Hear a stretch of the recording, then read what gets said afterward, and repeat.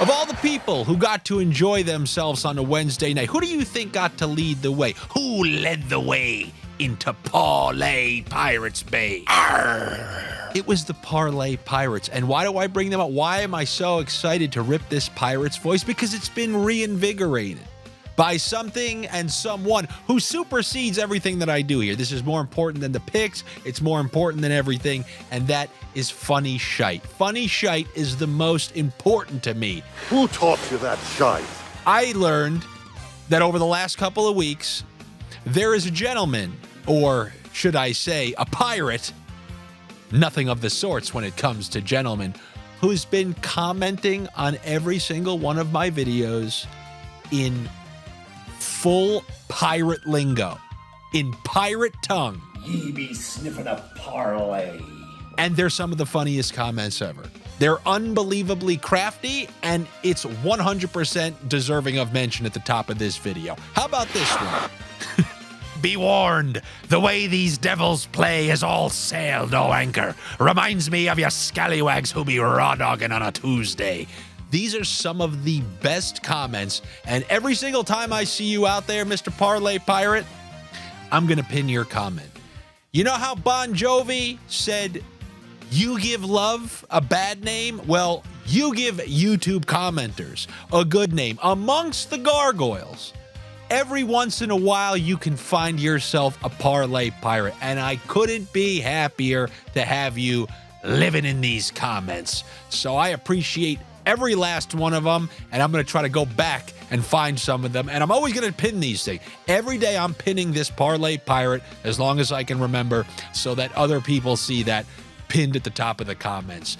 And then you won't have to see, you know, full donkeys. What did they lose the parlay? What blew the parlay? What lost it for you today? What somehow screwed your 215 leg parlay? Or are you finally able to put that down payment on the suite at the Bellagio? What are you doing? Let me know. I told you I'm like Tom Wilson. Have donkey commenters say idiotic things, and then I get going like Tom Wilson. I start cross-checking people in the back. I'll take a 5-minute major, and then I'll come out and have myself 3 goals to assist, which is what this betting Wednesday was. We hit the New York Rangers. We got the Kreider point. Didn't get the Zibanejad point, but got the under 1.5 points for Stamkos, under 1.5 points for Kucherov. Then in the Toronto game, we got the Toronto Maple Leafs to win. We got the Heiskanen point, and we got the plus 300, 2 points for Austin Matthews with Heiskanen. And then even, I forgot, on the Patreon, someone on Instagram DM'd me. I said, you know what, you're right. I forgot to do something for the last game. The bump it up under 6.5. Raking left and right.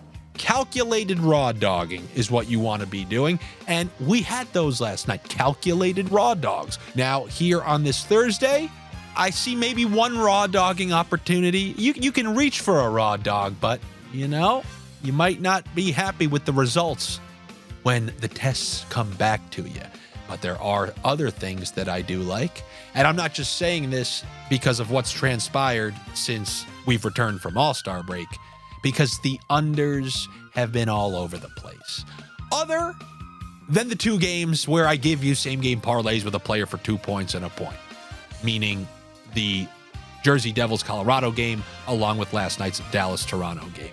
I do see some opportunities for ones like that on this slate, but we're going to start with a couple more unders. Yes. And it's going to go back to saying the same exact things I told you 2 nights ago when somehow you didn't win on 4 correct unders.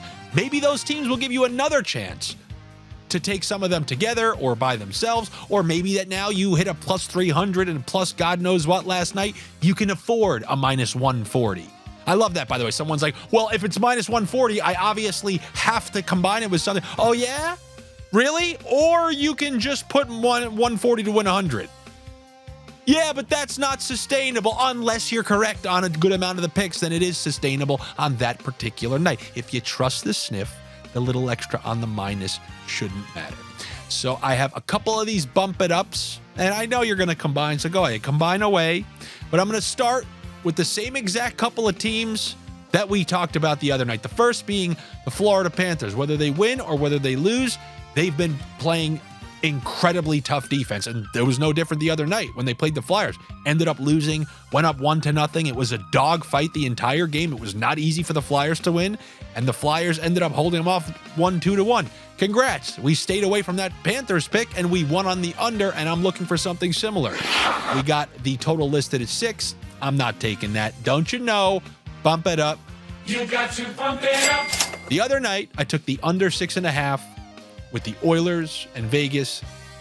Yes, because they were coming out of All-Star break, but more specifically, Adin Hill leading into that All-Star break, that game against the Rangers, and then there were, I think, 2 other ones in there. When I say that's the best goaltending I've seen since like Vasilevsky in round 2 against the Panthers a couple of years back, I'm talking about making the most difficult saves against the Oilers the other night look incredibly easy. He is in one of those zones. I just don't care who they're playing. I don't care where they're playing. If Adin Hill is starting, I'm taking the under. It's 5.5, and I just can't bring myself to take an under 5.5 during the season. So yes, I'm bumping it all the way up. Don't you know, bump it up to under 6.5, and I'm going to do that with another one. So you want to take 2 unders together, then we can take the 2 massive bump it up unders. And the second one being the Winnipeg Jets and the Philadelphia Flyers. Philadelphia was involved with that low-scoring game against Florida the other night. We know that they desperately need points. They had that big losing streak heading into the All-Star break, came out, got themselves a really tough win. And then you got Winnipeg, who I believe is winless in their last 4. And maybe they're starting that dip that they did right around this same time last season. And, you know, when you have a team who wins close, low-scoring games and are holding teams down like Winnipeg has been doing, teams like that can get into real funks, because when there's such a small margin for error, if you find yourself down 1-0 or 2-0 early in a game, it's very difficult. So you have a team who's not scoring a ton, who still has Hellebuck in there, facing another team who's going to try to win in the same fashion that they won last game, a tight defensive battle. We know everything about Tortorella, and this is just a match made in something with unders. I don't know. A match made with unders between these 2 coaches, these 2 teams, and Connor Hellebuck. So I'm going to bump this one all the way up to under 6.5. So I'll take the under 6.5. Don't you know, bump it up in both of those 2 games that are listed at 5.5. And yes, that's where you can say that's an expensive price. And if you want to put those 2 together, I will okay that. Those unders I'm giving you, not because, oh, look at all these unders since the All-Star break ended. I think those matchups all veer towards unders. And I guess it's time to talk about my raw dog pick. And it's not too dissimilar to the Toronto Maple Leafs pick that I gave last night. That is, I took the Rangers last night. That should prove to you, don't have a bias. But this is the New York Islanders, who are playing Tampa one night after they played last night. And we're getting the no Vasilevsky the same way we're getting no Ottinger. To me, that's the difference. It can be a close game. It could be 2-2. It could be 3-3. It could be a whole bunch of things. But to me, the difference is the Islanders playing against a team with a considerably worse goalie than they're accustomed to with Vasilevsky. Also, you can just copy and paste everything I said about trusting the Lightning on the road. I got to be honest, the Lightning played very well last night. But let's see if they have another great performance in them. They lost the game, but they did play very well in that game versus the Rangers. The Islanders struggle immensely in Tampa. They get killed in Tampa. So when the Isles go to Tampa, we will be betting against the Islanders. But the games in Long Island, those are the ones that they happen to play well in, being the Islanders. I think they crushed them on Long Island. I think Tampa mailed that game in or something last year. But regardless, this is a good spot for the Islanders, who are coming off that win against Toronto the other night. And they've been playing way better under Patrick Roy. And most importantly, I told you that they got all 6 of their regular defensemen back. And you're more likely to see some of those low-scoring games opposed to those Islanders where it's just, let's take the over, let's take the over, let's take the over, because Patrick Roy is considerably different. And he clearly tried to lock that down in the third over in Toronto. So I will take the Islanders in that game. And I guess if we're gonna try to forecast ruckus in that game, first of all, if you want to get the Islanders at plus money, something I would be all right with is doing the Islanders to win with under 1.5 points once again for Steven Stamkos. He's mostly not playing on that top line. If you add him to the Islanders to win, that will flip that to plus money. Also, Braden Point historically destroys the Islanders, destroys them. He's listed at 1.5. Barzal's listed at 1.5. You know what I think about the goalie situation. I'm not sure if this one's going to go back and forth. This one could very well go under. This one could be 5-4, 6-5. It can be crazy. So I'm going to take a little crack at 2 points for Barzal, 2 points for Braden Point in this Islanders-Tampa Bay game. Lastly, I'm going to look at this Colorado-Carolina game. This one kind of has sneaky ruckus potential. I kind of go back and forth a little bit because, you know, you do have Jordan Staal, who normally matches up very well at home against another team's top line, but the McKinnon line, Staal cannot keep up with McKinnon whatsoever.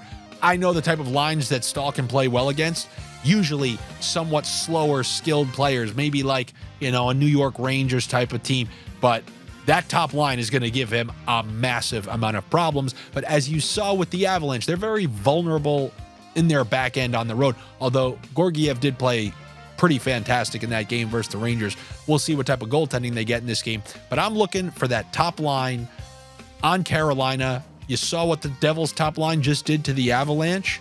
I'm looking at those other two guys on Carolina's top line who are also on their top power play, Seth Jarvis and Teuvo Teravainen.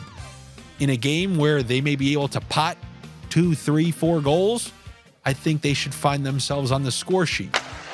And you know what? I'm kind of tempted to take the over 3.5 goals for Carolina as well. This is a game, you know, they've seen the Rangers win a couple in a row. All you people out there, that gives you one probably final chance to get a great price at Carolina to win the division. There's still over 30 games left. The Rangers honestly just won 2 in a row. Just going back to that, they were just outplayed in both of those games. Ended up being on the right side of both of them. They're sitting Shesterkin in favor of Quick. Is there a weird controversy? I don't know, but I do not like their prospects going forward. And that is what I got for you here on a Thursday. Hopefully it's even close to as good as last night was.